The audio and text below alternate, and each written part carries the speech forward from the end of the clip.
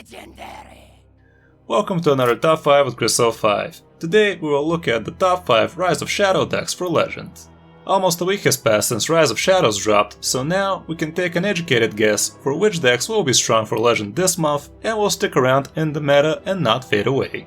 I would like to remind you that it's still not a great idea to craft expensive decks right now, but if you have piles of dust lying around, you might want to try these out. I also have some cheaper but still amazing decks in the list, so stick around till the end. As always, if the video helped you, a like and a subscribe always means a lot to me. Now let's dive into the decks. If you guys watched my last two streams, you already know which is my favorite and most successful deck of the new expansion so far. Token Druid. I actually managed to do two back-to-back 12-1 runs with this deck on the Brawlseum as soon as I picked it up, and it was amazing. The deck pretty much piloted itself, and currently this is the best performing deck in the new expansion, and it's one of the cheapest too. Before some of you start calling me a Druid fanboy and hate me for playing this deck, don't worry, I will give you guys some great and really effective counters for this deck too, so keep on watching. With Token Druid, your main goal is to keep on sticking dudes on the board without overcommitting too much. You just have to stick 3 or 4 minions on the board, so on the next turn you can start buffing them and smash face. It is very important to bait out your opponent's removals, especially when you're facing a warrior with warpaths, whirlwinds and brawls. I know it sounds scary, but trust me, they are way more scared than you are, and they will even waste a warpath against a board of 4 wisps if they can't deal with it in any other way. You just have to pace yourself and you will be able to take that win, especially with your 4 forest aids. Props to Blizzard for that name though. Yeah, forest aids. Anyway, the deck is great against almost all the decks that are out there right now, where only the new Mech Paladin and Zoolock actually make a dent on its perfect record. You can check more stats like this from hsreplay.net. The deck is really cheap to make, but you can make it even cheaper if you cut Steladris out of it. You can include a Henge Clan Hogsteed instead of it, for instance. The Crystal Sun portals are very cool too, but if you want to save up some dust, you can try it with a couple of Microtech controllers, or some other tokeny card you have lying around. For the Mulligan, Acorn Bearer, Dreamy Guardians and Whispering Woods are always a keep. Steladris is a nice 2-drop, especially if you have a choose one spell for your next turn. Swipe against another aggro matchup is great to have, and if you have a decent amount of tokens in your mulligan, you might even want to keep Soul of the Forest, but that won't be a good idea most of the time. Overall, the deck is amazing, and you can close a lot of games in 5 or 6 turns.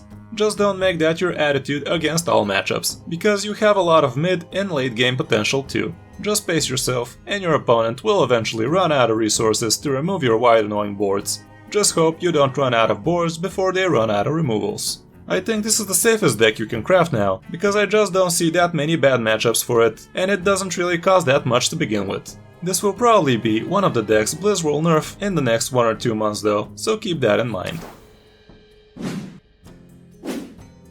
Next we have Tempo Rogue. This is another great early deck from the new expansion, but it is not very cheap. It's very strong and very fun to play, with a lot of cool combos and amazing burst. It's definitely not easy to play, but if you take the time and become good with it, you will have amazing results. The deck is not too cheap, but at least all of its legendaries are safe crafts, since they're good classic legendaries. Your worst matchup would be the popular warrior decks, so if you're seeing way too many of those, maybe you might want to reconsider your choice. Other than that, all of your other matchups are 50-50 or heavily in your favor, so it's still a very good deck to climb with. For the Mulligan, you always want to keep that evil miscreant and raiding party. Van Cleef is also usually a great keep too, especially when you're on the coin. Preparation can help you combo a lot of stuff, and you can even use it for free raiding party for some massive value. And SI and Backstab are pretty nice when you're facing other aggro and tempo matchups. The deck is quite powerful, and you can have tons of fun with it. You can include cards like Myra's Unstable Element, Heist Baron Togwaggle, and even Chef Nomi, and all of those can shine in certain matchups. Some people even include Ziliax, but most decks cut it. Should you craft this deck? If you have a good amount of dust, sure. If you don't, and you're missing most of the expensive cards, it's probably best to wait. On the number 3 spot, we have Mech Paladin. In the first few days, Paladin was left hanging without any really good decks. Everyone was hyped to check out the new Secret Paladin, but that turned out to be a massive bust. A few days later, Mech Paladin rose in popularity and is currently the best performing Paladin deck. It utilizes the great secret synergies Blizz gave us from the new expansion, and it has a bunch of powerful mechs and good old Tyrion too. With Prismatic Lens, you can cheat out your expensive dudes since you're running a lot of secrets in there and most of your minions are 4 mana or more. Kangor's Endless Army is also finally seeing some play, and if you're missing it and still want to try this deck, maybe you should test the deck without it. Most of your matchups look great, but the popular Shaman decks might be a problem for you. Resurrect Priest is also a burden, but anything else is close to 50 or above. The real advantage is that you have great matchups against the popular Token and Bomb Warrior and not such a bad matchup against Tempo Rogue, so you should have no problem climbing with it.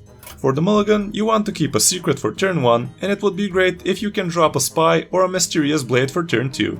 Keeping Consecration and Ziliax against those aggro matchups is not a bad idea too, and even Bellringer Sentry can be quite helpful. This is not a cheap deck by any means, so if you're missing most of the cards, I'd advise against crafting it since it contains only Paladin legendaries, which are situational most of the time. If dust is not an issue, sure, craft away. But if that's not the case, best save your dust and make sure this deck proves itself before you make a move on it. On the number 4, of course I will include Bomb Warrior. It's the flavor of the expansion and everyone was hyped about it before the expansion even dropped. Sure, now most people hate it and would love never seeing it again, but that won't happen, so best learn how to play it. Or how to play and tech against it. This deck is very strong, but it does have its weaknesses. It costs over 10k dust, so not everyone can afford it too.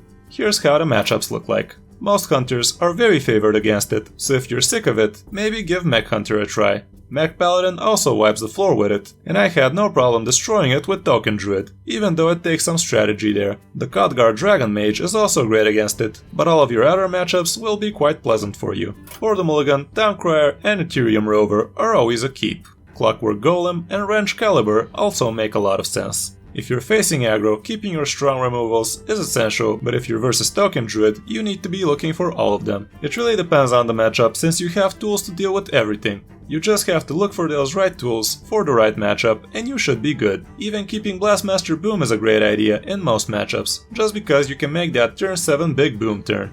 In conclusion, the deck is very strong and it does seem like it will be here for a while, but it is really expensive and in danger of nerfs if you ask me. You have to decide for yourself if you want to throw that much on it and if you really will enjoy it for the next few months. Also, people are coming up with ways to counter it and keep teching against it, so by the time you get to it, it might not be as amazing as you thought. And the last deck on the list is the deck everybody loves to hate. Yup, it's Zoolock. This has to be the deck that has seen most play throughout all of Hearthstone's history. There is always a Zoolock in each expansion, and this one won't make an exception. This time it's a bit on the expensive side, but there are a lot of more budget-friendly versions out there that also work. Like any other Zoolock, your goal is to overwhelm your opponent with cheap strong minions, and you can even cheat out Sea Giants as soon as turn 3 or 4. The Scarab eggs really shine in doing that, and the new Magic Carpet is also great in keeping the board clear. We have Solarium for that extra steam, and when all else fails and the game goes to mid and late, we have Rafam as our last resort to try and steal the win with the help of some RNG. Here are the matchups. Warrior is not gonna be your best friend, but you can include a news or two in there to improve your situation. Rafam also helps a lot against those bombs, but it's no miracle worker, and you will still be a bit unfavored. Shamans are not great for you as well, but most other matchups are, including the Token Druid we talked about. For the Mulligan, you always want to keep Flame Imp, Scarab Egg, Evil Genius, and maybe even a Carpet, if you already have 1 and 2 drops. In a mirror, or when facing other decks with white boards, keeping Sea Giants can be amazing, and against Warriors, Mages, and Priests, you might want to hold on to Rafam. Overall, the deck is pretty good, but not as cheap as other expansions. If you don't own Rafam, you can replace him with the classic Leroy, which you should have anyway. The Solarium is also not a core card, so you might want to replace it with some tech card or some other cheap card draw. And that about wraps it up for this video, guys. I hope this helps you climb a lot in the new expansion. I did want to include Khadgar Mage and Mech Hunter too, but the other 5 just seemed better. Make sure to visit World of Duels and you might end up with more cash for packs, dust and legendaries. Thanks for watching, I'm Kris O Five and I'll see you in my next video.